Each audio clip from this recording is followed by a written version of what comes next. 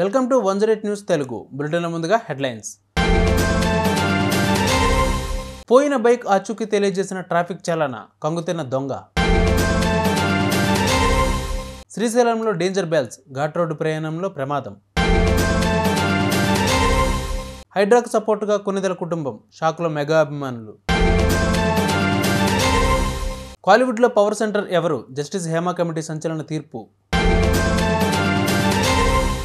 4 ఏళ్ల క్రితం చోరీకి గురైన ద్విచక్ర వాహనంపై 22,000 చలానా ఉందని ట్రాఫిక్ పోలీసులు పంపించిన నోటీసులు అందడంతో బాధితుడు కంగుతిన్న ఘటన బోయినపల్లి పోలీస్ స్టేషన్ పరిధిలో చోటు చేసుకుంది. కొత్త బోయినపల్లికి చెందిన వెంకట్రెడ్డి 2020 ఏప్రిల్లో తన యాక్టివా వాహనాన్ని ఇంటి ముందు నిలపగా గుర్తు తెలియని వ్యక్తులు చోరీ చేశారు. అప్పట్లో పోలీసులకు ఫిర్యాదు చేశారు. కోవిడ్ సమయంలో లాక్డౌన్ రావడం, ఇళ్లలోంచి బయటకు వెళ్లే పరిస్థితులు లేకపోవడంతో వాహనం కోసం వాకబు చేయలేకపోయారు.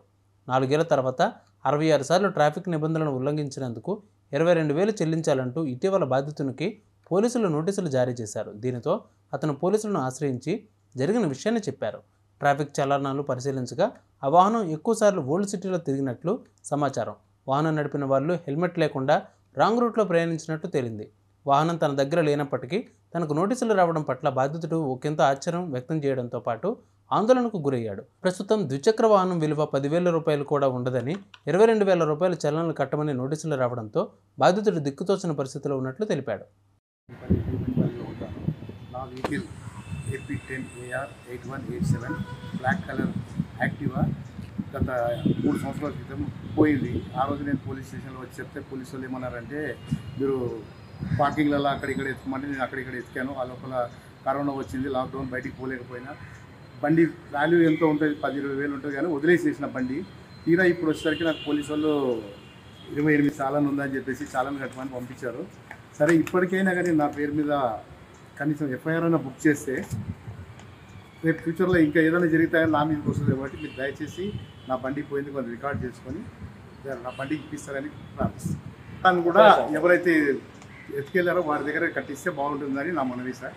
నాకు ఎత్తి పరిస్థితుల్లో నా బండి అయినా రావాలా, లేదంటే నా పేరు బండి పేరు మీద FIR బుక్ చేసినా కానీ రేపు జరగరానిది ఏమైనా జరిగితే మళ్ళీ నా దగ్గర రాకుండా ఉండారని నేను ఆశిస్తున్నాను సార్.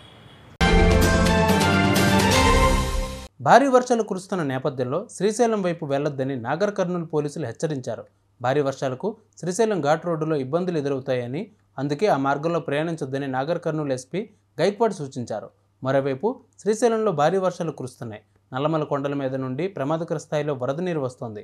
శ్రీశైలం ఉత్తర ద్వారం ఉమామహేశ్వరం ఆలయం మీదకు వరద నీరు జాలువారుతోంది. గతంలో ఎన్నడూ లేని విధంగా వరద ఉధృతంగా వస్తోందని అధికారులు చెబుతున్నారు.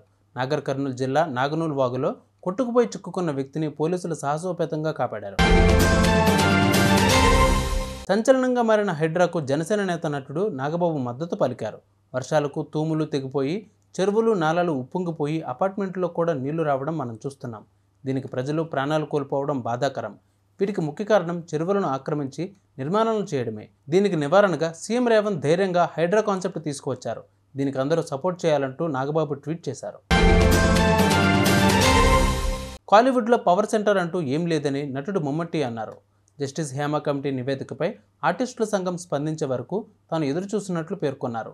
కమిటీ చేసిన సలహాలు, పరిష్కారాలను స్వాగతించిన మమ్మట్టి పరిశ్రమలో సంస్కరణలు తేవడానికి అన్ని సంఘాలు ఏకం కావాలని కోరారు. పోలీసుల విచారణను ప్రతి ఒక్కరూ అనుమతించాలని, శిక్షలను కోర్టు నిర్ణయించనివ్వాలని అన్నారు. చూసారుగా ఇవి వాళ్ళ బులెటిన్ అప్డేట్స్. మరిన్ని అప్డేట్స్తో మళ్ళీ మీ ముందుకు వస్తాను. అంతవరకు కీప్ వాచింగ్ 108 న్యూస్ తెలుగు.